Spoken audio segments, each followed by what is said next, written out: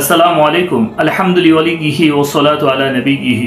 প্রিয় দর্শক শ্রোতা, নবীজি সাল্লাল্লাহু আলাইহি ওয়াসাল্লাম এই ঘূর্ণিঝড়ের সময় যে আমল করতেন এবং যে আমল উম্মতকে করতে নির্দেশ দিয়েছেন, আল্লাহ নবী সাল্লাল্লাহু আলাইহি ওয়াসাল্লাম বলেন, যখন এরকম ভাবে প্রবল বাতাস প্রবাহিত হতে থাকবে, ঘূর্ণিঝড় দেখা দিবে, তখন তোমরা আল্লাহ তাআলার কাছে এই দোয়াটি বেশি বেশি করে পাঠ করো। আল্লাহুম্মা ইন্নী আসআলুকা খায়রাহা ওয়া খায়রা মা ফিহা ওয়া আউযু বিকা মিন শাররিহা ওয়া শাররি মা ফিহা। আল্লাহুম্মা ইন্নী আসআলুকা খায়রাহা ওয়া খায়রা মা ফিহা ওয়া আউযু বিকা মিন শাররিহা ওয়া শাররি মা ফিহা। হে আল্লাহ, আমি আপনার কাছে এই বাতাসের যে কল্যাণ আছে সেটা কামনা করছি এবং এর মধ্যে যে কল্যাণ আছে সেটা কামনা করছি।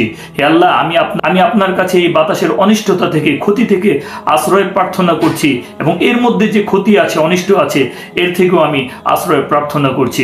প্রিয় দর্শক শ্রোতা, যখনই এই ধরনের প্রাকৃতিক দুর্যোগ শুরু হয়ে যেত, তখন নবীজি সাল্লাল্লাহু আলাইহি ওয়াসাল্লাম অত্যন্ত বিচলিত হয়ে যেতেন এবং নিজে দোয়া ইস্তেগফার সহ আল্লাহ রাব্বুল আলামিনের কাছে ক্ষমা প্রার্থনা করা শুরু করে দিতেন এবং উম্মতদেরকে তিনি নির্দেশ দিয়েছেন যে যখন এই ধরনের প্রাকৃতিক দুর্যোগ শুরু হয়ে যাবে, তখন তোমরা বেশি বেশি করে আল্লাহ তাআলার কাছে তওবা ইস্তেগফার করতে থাকো, নিজের গুনাহের জন্য আল্লাহ তাআলার কাছে ক্ষমা চাইতে থাকো এবং এই দুর্যোগ থেকে যেন আল্লাহ তাআলা তোমাদেরকে হেফাজত করেন, এজন্য বেশি বেশি করে দোয়া করতে থাকো।